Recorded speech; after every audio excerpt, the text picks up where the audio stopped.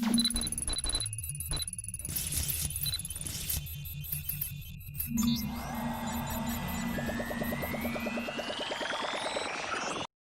semua, selamat datang di channel Programmer Lifehack. Di sini saya akan membuat banyak materi tentang pemrograman khususnya ya. Dan ini adalah video pertama saya, maka izinkan saya untuk memperkenalkan diri terlebih dahulu. Ya, nama saya Stefanus Septiatito. Orang-orang biasa memanggil saya Mr. Tito. Dan di materi saya kali ini saya akan memberikan materi tentang algoritma.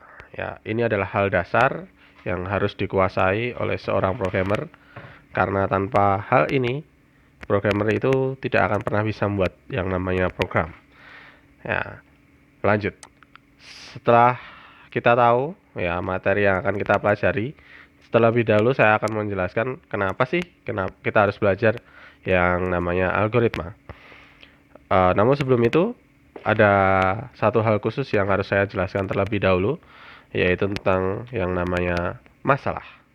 Ya, sebenarnya masalah itu apa sih? Ya, apa itu masalah dan kenapa harus menjelaskan ini dulu? Apa ini harus dijelaskan terlebih dahulu sebelum kita memasuki materi-materi selanjutnya? Kenapa? Ya, setiap hari kita mengenal yang namanya masalah, kita bertemu dengan masalah di dalam kehidupan kita, baik yang rumit maupun yang sangat sederhana. Namun sebelum kita tahu ya apa yang harus kita lakukan dengan masalah itu, kita harus tahu dulu masalah itu apa sih sebenarnya. Definisi dari masalah itu sebenarnya apa sih? Nah, menurut Kamus Besar Bahasa Indonesia atau KBBI online, ya, masalah adalah sesuatu yang harus diselesaikan atau dipecahkan. Ya, jadi bukan untuk kita lari dari masalah, enggak, tapi kita harus hadapi, kita harus selesaikan masalah itu.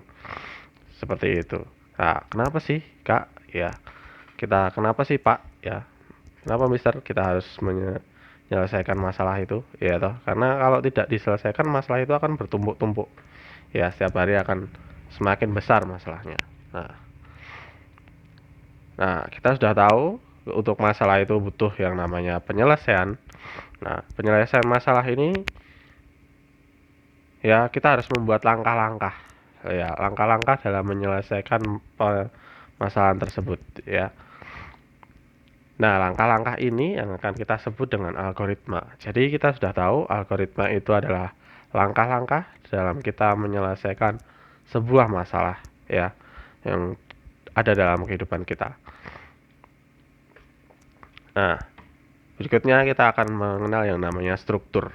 Ya, struktur algoritma. Algoritma itu punya struktur khusus yang pasti di setiap algoritma itu pasti akan muncul gitu. Nah, ini dia. Nah, kita mulai dulu. Kita mulai dulu dengan uh, namanya mulai, ya, langkah mulai, langkah permulaan. Ya, segala sesuatu harus dimulai, ya. Nah, setelah kita memulai, kita sudah punya niat nih. Kita sudah punya niat untuk menyelesaikan masalah tersebut. Nah, kita masuk ke langkah yang pertama. Ya, langkah pertama biasanya itu akan ada identifikasi masalah. Ya, masalahnya tuh apa sih sebenarnya? Dan kita akan nantinya kita akan uh, menyiapkan alat-alat yang harus dibutuhkan untuk menyelesaikan masalah tersebut. Biasanya ini di langkah yang pertama ini. Kemudian langkah yang kedua, langkah yang ketiga, dan seterusnya. Di sini saya kasih yang namanya langkah ke N. Kenapa harus ada langkah ke N? Ya, karena kita tidak tahu langkahnya itu akan berhenti di berapa. Mungkin langkah keempat sudah selesai masalahnya, ya. Atau mungkin langkah ke-6, langkah ke-8, ya kita nggak tahu. Ya, karena masalah yang akan kita hadapi berbeda-beda. Ya, bisa malah cuma dua langkah dan selesai. Nah, maka dari itu patokannya itu akan ada tombol mulai, maksud saya akan ada langkah untuk memulai dan langkah untuk selesai ya. Nah, berapa langkah di dalam struktur itu akan ada berapa langkah, kita akan menyesuaikan dengan permasalahan yang kita hadapi. Ya, permasalahan itu bisa rumit, bisa sangat sederhana, ya, tergantung dari masalahnya. Nah, kita akan membicarakan tentang sejarah dari algoritma itu sendiri. Ya. Nah, ini adalah foto dari tokoh yang menemukan algoritma. Beliau bernama Abu Abdullah Ilmu Musa al-Khwarizmi. Ya. Nah, algoritma itu berasal dari nama penulis buku Arab. Nah, jadi beliau ini adalah seorang penulis. Jadi beliau adalah keturunan orang Arab pada saat itu. Nah, orang-orang menyebutnya karena ini terlalu panjang kan, ya. Orang-orang memanggil beliau dengan nama Al-Khwarizmi, ya, yang hidup pada abad sekitar ke-8 atau 9, ya. Jadi Al-Khwarizmi ini, ya, karena orang barat itu sukar untuk melafalkannya, ya, untuk menyebutnya itu agak kesulitan, maka pada saat itu mereka mengganti nama beliau menjadi algoritm, ya. Buku yang ditulis oleh Al-Khwarizmi, ya, Pak Al-Khwarizmi ini, ya, kemudian menjadi referensi dalam algoritma orang barat, ya, Al-Jabar wal Mukabala, yang artinya buku pemugaran dan pengurangan, atau dalam bahasa Inggrisnya disebut sebagai The Book of Restoration and Reduction. Ya, dari judul tersebut masyarakat modern mengenal istilah aljabar. Jadi beliau bukan hanya seorang penulis, ya, tapi seorang yang ahli sekali dalam bidang matematika. Makanya buku ini menjadi acuan, ya, bukunya beliau ini menjadi acuan dalam aljabar, dalam matematika, ya. Seperti itu.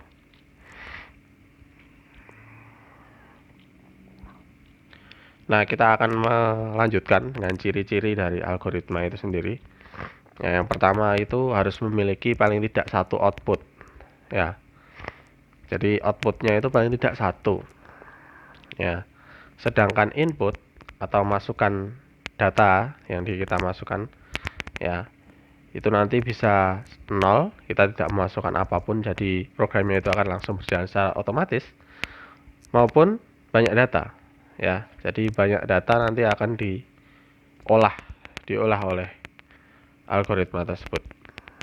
Ya, yang kedua adalah setelah mengerjakan langkah-langkah penyelesaian masalah, algoritma itu harus berhenti. Jadi algoritma itu tidak bisa diulang terus, ya, tidak akan pernah berakhir. Itu tidak boleh, ya. Jadi algoritma itu kalau masalahnya sudah selesai ya harus berhenti karena masalahnya sudah terpecahkan, begitu. Ya, nanti akan ada dipakai untuk masalah yang baru, ya algoritmanya akan berubah lagi. Ya, seperti itu. Nah, yang ketiga, setiap langkah dalam algoritma harus logis.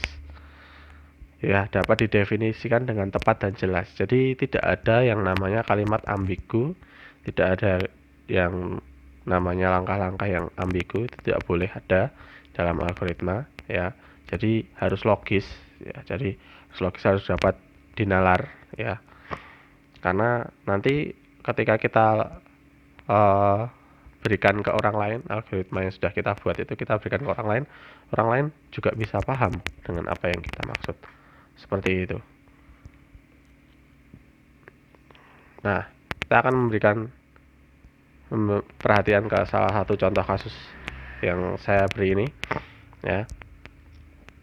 Semisal kita punya dua gelas, ya, dua gelas itu kita sebut gelas A dan gelas B yang memiliki minuman yang berbeda, mungkin kopi dan teh, misalnya seperti itu. Ya, ini kalau ini air putih dan jeruk misalnya, ya, sirup jeruk atau apapun, ya, pokoknya berisi dua minuman yang berbeda. Nah, masalahnya, ya, kita ingin memindahkan minuman di gelas A ke gelas B dan minuman di gelas B ke gelas A. Tapi kedua minuman ini tidak boleh dicampur. Ya, tidak boleh tercampur satu sama lain. Ya, harus tetap berisi, ya, minuman yang asli. Ya, minuman yang biru ini dan minuman yang coklat ini ya. Ini air putih, ini susu coklat atau sirup coklat ini ya. Ini harus dari B berpindah ke A, dari A berpindah ke B. Langkah penyelesaiannya seperti apa, Pak? Seperti apa, Mister? Ya, langkah penyelesaiannya yang pertama kita siapkan gelas ketiga, yaitu gelas C. Ya, kita tidak bisa langsung menuang dari gelas B ke gelas A atau gelas A ke gelas B karena itu nanti akan tercampur. Jadi kita siapkan gelas yang ketiga, gelas C yang kosong ya. Kemudian setelah kita siapkan, kita tuang. Ya, langkah yang kedua kita tuang minuman dari gelas A ke gelas C sehingga minuman yang biru tadi, ya air tadi ini ya, sekarang berada di gelas C. Seperti itu ya. Jadi yang pertama kita siapkan gelas C. Ya, yang kedua kita tuang minuman dari gelas A ke gelas C. Seperti itu. Nah, yang ketiga kita tuang minuman dari gelas B ke gelas A. Di gelas A tadi yang sudah kosong ya. Kita tuang minuman dari gelas B ke gelas A.